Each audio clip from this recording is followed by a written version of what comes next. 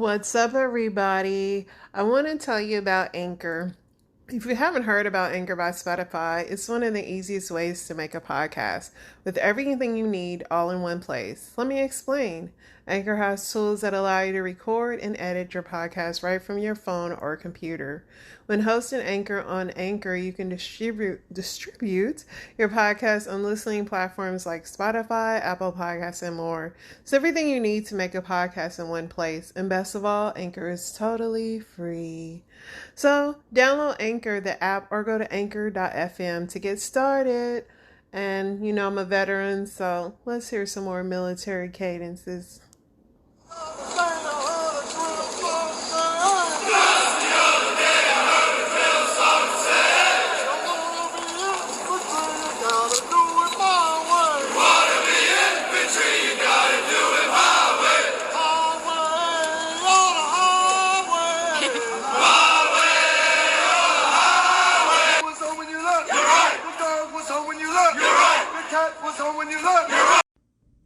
What's up, family? So, election update. Georgia is going to a runoff. That is not shocking. And everything else, if you want to know, like, what's going on, you can look at it, you can look at my podcast from yesterday as far as who won what. I will tell you where everybody stands right now, so you'll know. Right now, as of now, it's 46. The Dems have 46 seats and the GOP has 48. Arizona more than likely they'll pick up another seat, so then it'll be 47 or 48. And then determined with Georgia, the GOP should pick up Nevada. And then Georgia should be, so it might be like 49 to 48 as far as seats go. So it's going to kind of be the same. I mean, it's going to be the same. Like, they can't make major changes when nobody's really the majority. 51 is the majority, and before it was 50-50. So it really has not changed anything. So with that, let's get into this Powerball scandal, guys. Everybody's tripping out about that. Let's get into it. $2 billion. After we hear this. Okay, here we go. Drawing came and went. Nothing happened. And it had everybody screaming, hoax. It had people saying that this was rigged. It was a scam. What the hell happened with Monday night's Powerball drawing? Why didn't these balls, which, by the way, they're rubber, they cost about $60 a piece, and they last about 2 to 3 years, but they didn't get to go on a journey on Monday night. Here's why. First things first, this is what happened when it was actually time for the drawing. Good evening, really everyone. Awkward. This is Powerball. I'm Laura Johnson. Because of a technical problem tonight, we are unable to bring you the Powerball drawing at this time. As soon as we're able to resolve the issue and conduct the drawing, it will be available for viewing on Powerball.com and on our YouTube channel. So we can't do it. We have some sort of technical difficulty, but they were being cagey about this. Why did it say results pending? Who won the $2 billion? It's the biggest jackpot in the history of the Powerball, and yet we have no winner? Then, hours and hours and hours and hours later, we had somebody else arrive to take us through the Powerball process. Now for your winning Powerball number. Good luck, everyone. It is 10, and your Power Play multiplier is 2. After all Let's that, take another we look at finally those found winning out numbers. Remember, what the there are multiple previous ways day's Powerball results were. Was there a winning ticket for that $2 billion win? Yes, there was, and it was right here in Altadena, California, at this tiny little mobile station. This is where they said the ticket came from. But what's going on here? How does this even work? And what was this breakdown? Why couldn't they do a drawing? This is the gas station, by the way, that won. They got $1 million for selling the winning ticket. Now, here's how it actually works behind the scene. This is inside the Florida Lottery facility, And this is how they do the drawing. Well, if you've ever wondered where they actually do the mechanics of all of this, it's in Tallahassee, Florida. We're inside a vault, and this is the vault Right in there. inside the vault. And as we look through the window here, you can see those black blankets there. There are over 4 different Powerball machines. So they go into here and they randomly choose one of those 4 Powerball machines for each drawing. They also choose one of the groupings of balls. And they decide, hey, let's get ready. They set up, they do a couple of tests. That's where everything went wrong with the Powerball drawing, because this part is important. While officials in Iowa count the latest returns, so the most accurate jackpot total can be announced during... So you see this? This is what they have to factor in before the actual drawing. Each state has to report in. You can see here, Pennsylvania, South Carolina, Tennessee, Virginia. They have to chime in with their sales. And one state wasn't doing it. Why not? Who was holding all of this back? This is from Mass Live. One state needed extra time to process its sales and play data Monday night, causing the $2.04 billion Powerball drawing to be delayed. What state caused the delay? Well, not Massachusetts. We're starting to rule them out. They said it wasn't them. Also, Connecticut, Ohio, Illinois, and California have said no. So where did this come from and what happened? That's what we're getting to now. Terry Rich, a former director of the Iowa Lottery, who served on the Powerball board, said the delay was likely due to a 2-part verification system of ticket sales that makes use of an outside vendor to ensure all is in order. Each state, this is important, must verify through a dual process all the sales and the dollars that they match. And one of the states had something that didn't match. Which state? That brings us to this. Here is WHO Radio in Iowa, and they were talking to somebody who is in charge of the lottery or is working with the lottery. Mary, what's the state's name rhyme with? Is it like Maladornia? No, it is not Maladornia. If I were, well, it might be a state that's north of Iowa. That's all I'm saying. Okay. She says it's a state that's north of Iowa. A quick check of the map shows perhaps Wisconsin was to blame. Not turning in their data on time resulted in the Powerball not having everybody on board, and it took a long time until all the data was in and they were able to actually do the drawing like this. What do you think? Do you think there was more to this, or do you think this is simply something that's getting more attention because there was a $1 billion, in fact $2 billion payout in this situation? Or does this smell just a little too funny to you? Give me that reaction. And make sure you are following along. Facebook.com/TheNewsJunkie. Hit that follow button. YouTube.com/TheNewsJunkie. Hit that subscribe button for videos just like this every. So thanks, News Junkie. So there you have it. A lot of people now are like, I'm never playing it again because it's rigged. I mean, listen, I definitely believe it's rigged. I mean, just hopefully you're some lucky person that gets it. A lot of people think the government would never let one person win $2 billion, but there was an elderly man. And do you notice that it's always elderly people winning the lottery? It's kind of sketch to me. I'm not going to lie. So Gen Z pulled off this election and Republicans are not happy. They want to raise the voting age to 21. Which is kind of funny because you can drink, you can buy an assault rifle, you can do most things, you know, at 18, but now they're saying they don't want, you know, them to vote because they're messing it up for them. I think if the Democrats want to have a future, they're going to have to actually freaking pander to the younger crowd. This guy, I was just reading this, Dan Bongino on Twitter. He says, today is November 9th, 2022, and Joe Biden is the worst president in history. Cue unhinged lib responses to this tweet. 3, 2, 1, go. And yeah, I guess he's just trying to stir up stuff. So yeah, that's what happened with that. There was a lot of weed legalization. Missouri was one of them. Obviously, you know, Colorado already is. So yeah. Let's see what else is going on in this world. something, I mean, if it's anything we want to talk about, which I would say no, not really. Yeah. Let me see. A federal judge sentenced a Navy engineer to 19 years in prison on Wednesday, and in an unusual twist, handed his wife nearly 22 years for the couple's botched attempt to sell sensitive nuclear secrets to a foreign country. Wow. So the couple both got it. Interesting. Let's see what else.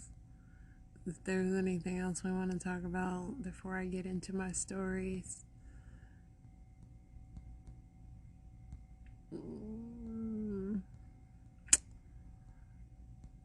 Nothing interesting enough. Let's go ahead and get started with some stories here. First up is a lady, and she's talking about touch and how our husbands like to touch and feel and all that stuff. So let's play her thing and then we'll talk about it.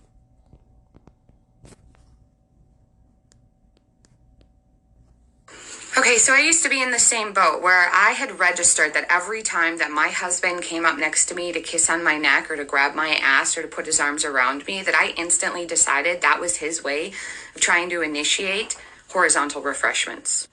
And I made this assumption based on only a physical touch, only a physical proximity. It's not because my husband said anything at all. It's not because I can read his mind, because God knows I want to be able to do that. But my husband did not indicate anything other than he wanted to get close to me and touch me. So why is it that so many women have decided, and how come it was me deciding when I was deciding that physical touch equals initiation of horizontal refreshments? Does that have more to do with my life experience and my projection and my perception than what my husband or my partner actually told me? Yes, it does 100%. So what's the solution here? Well, number one, I would say stop assuming. Assuming gets us into trouble. Assuming allows our ego to start building stupid stories within our head and validates all of the assumptions we're making without it needing to bring in any kind of communication. Sometimes I wonder if women even ask their men what's going through their mind when they do something like that. Because if you paused for a moment and didn't react, but instead responded and maybe received an invitation from your husband, you might find out that this is just the way that he expresses his love language.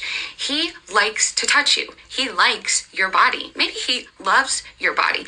Maybe putting his hands on your ass just gives him comfort and has absolutely nothing to do with initiation of horizontal refreshments and has absolutely nothing to do with your partner objectifying you. Ladies, we have got to stop letting our assumptions and our projections and our false perceptions of reality be the validating source for what's taking place in a moment. And we need to instead move over towards learning how to communicate. Communicate and express your feelings and your emotions in that moment, and considering that the person you're talking to is the person you said I do to, the person you claim to love. And so rejecting them and insulting them and accusing them is not going to help bring you closer together, and it's not going to help you develop processes for initiating horizontal refreshment. So my advice for everyone: stop assuming that something that is done means something unless you have gained clarification. Because sometimes our partners just love our freaking bodies and want to touch them. And who can blame them? Because sometimes I love my body and I want to touch it too. Okay, peace to you all. So let's get she had another one. Hold on. This is another comment thread that is very popular with it. So let me do the comment. So the comment person said, Sally, once it gets to a certain level and length of time, we give up, and they're really hard for her to come back because honestly, we men check out. So this was a man that commented on what she said, and he was saying that when his wife rejects him a lot, he just stops trying, and then there goes everything. Like, then, they just feel rejected. So let's see what she says about that. And so if there are any women who stuck around to continue watching me, I want to implore you to consider what kind of patterns and programs you've created in your relationship that have created this environment where your husband's just given up on you. He stopped trying to initiate any kind of connection or communication whatsoever with you.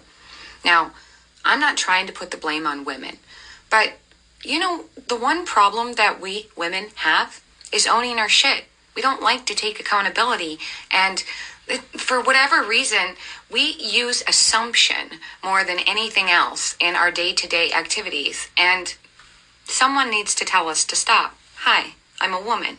I'm here to tell you to stop.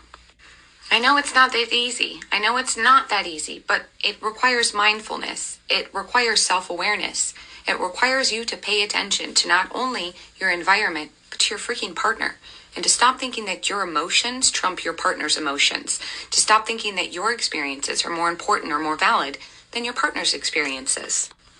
There are so many divisive narratives out there that are telling women that the way that we have been relating within our marriages for hundreds of years is suddenly wrong. It's nested in patriarchal prescriptions. It's nested in misogyny. This bullshit feministic movement came in and really just upended like the true connections and alignments that we used to have in marriages. So men are getting to the point where they're giving up. They've been rejected and dejected. They've been told they're a disappointment. They've been judged. They've been accused. They've been accosted. They've been abused. And they're giving up. But a lot of these men are just staying in the marriages, having given up. And I have to ask you, ladies, is that what you want for your marriage? Is this resonating with you? Are you going, wow, I kind of think my husband's given up. That's kind of how it feels. Have you for one moment gone and looked in the mirror to see like what role you played in it? Because I'm going to tell you something.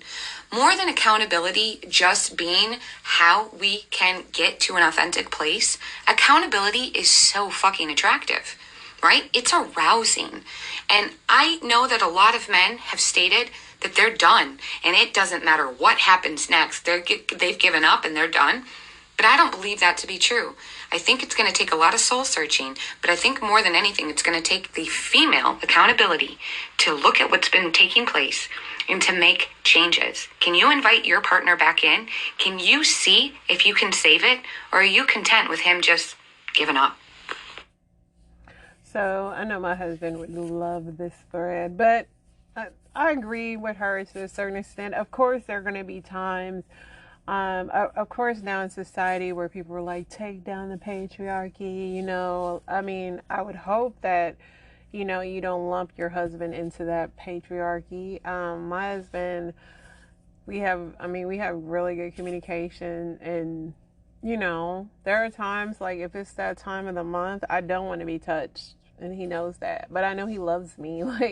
But I mean, sometimes personal space is okay as well. I don't feel like anybody should ogle each other at all times whenever you feel like it, just because you're married. But I don't think you should push your partner away without like telling them like, babe, my stomach hurts or whatever. You know, obviously, you know, marriage is a lot of work, and sometimes you have to give things that you don't have to make sure that each other is okay. That's just a part of it. I mean, like I said before, and I'll say it again, we put more into parenthood than we do marriage. And the same way we nurture our children, we have to nurture our marriage as well. You can't just expect your partner to be okay because they're an adult and they should understand. No, I mean, you get married for that nurturing, for that love. For that. Hey, what's up? We're going to need to swing back for a little bit. Okay. Let me come down there. I had to take my hoodie off. Okay, I know it's hot. So, yeah, we're going to have to go back to the MSP for a little bit because they're having some problems. Okay. So, I don't know if we're going to... Is it going to be on both of them, or...? Yeah, we're going to move both of them back. We need to just move them back, and we need to transition the cables back to the MSP. Mm-hmm. And then so what's happening is they're having... I don't know if you care about this, but... We have TAI, Target Ad Insertion Channels, mm-hmm. and then we have Local Ad Insertion Channels. The Target Ad Insertion Channels all have a unique zone to them, so it'd be like ESPN-0206 for the zone that it lands mm-hmm. in. The Local Ad Insertion numbers just have the call letters, so like CNN, mm-hmm. and We've already had Indy in there, and for some reason it's not It's not lining up. So we need to swing them back so they can get sea change on the horn. Okay. And then, well, at least it'll be easier to swing them back. Yeah, it'll be 5-10 minutes. Versus, okay. All right, I'll see you down there. Alrighty.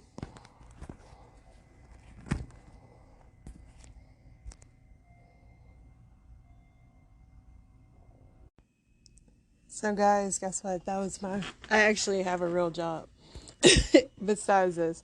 But anyway, I was saying you don't want to push your husband away, yada, yada, yada. Let's go to the next video because I lost my train of thought. I had to go do some work.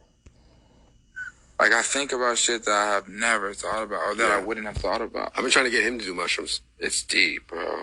See, if you're scared, bro, don't do it. No, I feel like if you're scared, you gotta do it. Well, I don't because, like, it really, you start thinking, bro. You get deep in your head, bro. I just tell people, like, if you're going through things in your life, like shit you're hiding, or like only you know what you're really going through, don't do it, bro. Because you're going to bring it to the front of your brain. But isn't that a good thing? Don't you think it's a good thing so that you address depends them? How dark it is. If it's like some deep, dark...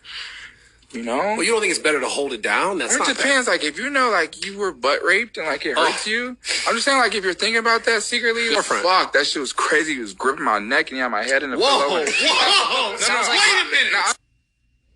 So I think that's so funny, but I agree. Like, you know, people do the ayahuasca and the mushrooms to have these, like, out of body experiences.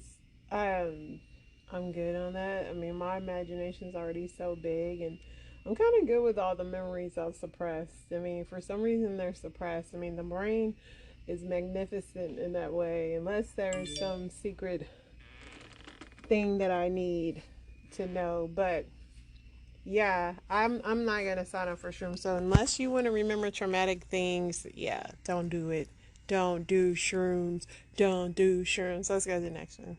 Wow, this trial just keeps getting more and more interesting. Danny Masterson from That 70s Show has found himself in another predicament as his former friend and interior designer took the stand on Friday to testify against him. She was also a dabbler in this. And as always, this topic gets banned on here. Please hit the like and save button to keep this algorithm flowing. Now, you may know Mariah as she was married to Giovanni Ribisi, the actor. One of his standout roles has been Phoebe's brother on Friends. Anyways, Mariah claims that she was friends with NT and CB. Now, CB is Jane Doe number 1, which is the longtime girlfriend of Danny Masterson. NT is the friend of Danny Masterson, who is considered Jane Doe number 2. Now, Mariah and NT, Jane Doe number 2, had a fallout back in 2014. She had NT over for dinner, and the topic of Danny Masterson got brought up. NT stood up from her chair and said she couldn't take it, she couldn't hear about this, and she basically made a little bit of a scene. Mariah was offended as it happened in front of her children. She asked what was going on. NT told Mariah about the essay, and Mariah wasn't having any of it at the time, as she had known Danny since 1995 and felt that he was a family friend and a close friend. She just couldn't believe what she was hearing. But that wasn't until CB reached out to her. Like I said, CB was the longtime girlfriend of Danny Masterson, also considered Jane Doe number 1. Just 2 years after this dinner in 2016, CB reached out to Mariah and asked her if she knew of any women who were essayed by Danny Masterson. Mariah explained to her that yes, she did know of NT, but was no longer in touch with her. It's important to note that these allegations were brought to light in 2017. That's just 1 year after the Instagram message that took place between CB and Mariah O'Brien. Now, I'm reading reports on this trial as it's not televised, but it was reported that Masterson smiled at O'Brien when she took the stand. It is also being reported that she smiled back at him and his family and mouthed bye at the end of her testimony. So, I mean, who didn't love That 70s Show growing up? The dude with the shades, if you don't remember him. And he was also on the show The Ranch. So this is from NBC News. So there's a fourth accuser who testified she was raped after she blacked out. So the article reads, That 70s Show star has been charged with raping 3 women from 2001 to 2003. He has not been charged with sexually assaulting Jane Doe number 4. Los Angeles, a 4th woman who has accused Danny testified Wednesday that she met him more than 2 decades ago on a movie set, and they were partying with cast members at his house when she blacked out and was sexually assaulted. When she woke up, the woman, a former actress identified as Jane Doe number 4, told the court she was in Masterson's room and he was having sex with me. He was on top of me, she said. I mean, he was rough. Jane Doe number 4 said she was completely confused and helpless, but the next day she testified Danny woke up and he was just smiling at me as if we were on a date or something sweet. The woman testified on the 18th day of the closely watched trial in Los Angeles, 2 days after Judge Charlene Omeldo allowed prosecutors to put the former actress on the stand despite repeated objections by Masterson's attorneys. Masterson has been charged with raping 3 women between 2001 and 2003, but has not been charged with sexually assaulting Jane Doe number 4. He has denied the allegations. Masterson is 46, pleaded not guilty to 3 counts of forcible rape, and remains free on $3 million bail. On Jane Doe number 4, told police that Masterson sexually assaulted her in 1996 in his Hollywood home. She said she found herself hanging out on the set mostly with Masterson and another male actor. The master invited everybody over at the rap party, and she did not hesitate.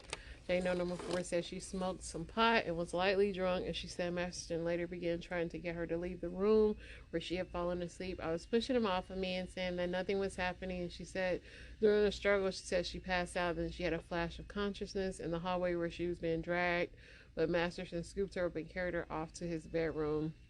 Jane Doe number 4 has said she began piecing together what happened in the morning and felt ashamed and disrespected. I felt pretty physically ill as well as being sore, she said. Jane Doe number 4 says she waited more than a decade before she told anyone of the alleged assault. Masterson's defense attorney, Philip Cohen, made his 3rd request for mistrial and was again rebuffed by the judge.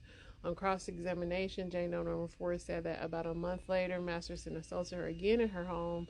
The woman said Masterson gave her a drink from a flask and she mistook it for whiskey and quickly left her feeling intoxicated. I was telling him I didn't want to have sex with him, but Masterson persisted, removing her clothes and sexually assaulting her, she said. I completely went unconscious, she testified. I don't remember anything until the following day. Asked by Deputy District Attorney Reinhold Mueller what happened the next morning, she said Danny was there. He actually woke me up and asked me to give him a ride to his baseball game, she said.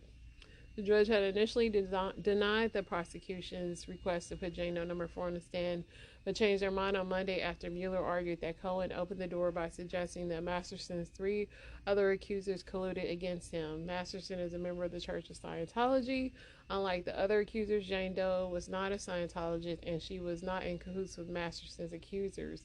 He said the jury should be aware that another woman is out there with similar experiences with Mr. Masterson, who also was interviewed by detectives. Masterson, 3 other accusers, one of whom is his former girlfriend, testified earlier as their accounts were similar to Jane Doe number 4. 2 of Masterson's 3 accusers also testified that they were rebuffed, and they told Scientology officials he had raped them. They have said they were subjected to stalking and other acts of retaliation after they reported allegations to the police. The Scientology spokesman has denied these allegations. Scientology was started in 1952 by the science fiction writer Ron Hubbard. The religion asserts its official statements and belief that man is a mortal spiritual being with unlimited capabilities, and it offers for one price one-on-one auditing and classes designed to help members achieve a clear spiritual state. It strongly opposes the science of psychiatry as disastrous. Masters has been married since 2011 to Bijou Phillips, who is also an active member of the Church of Scientology. So, yeah, man. You think he's going to do some time? I don't know.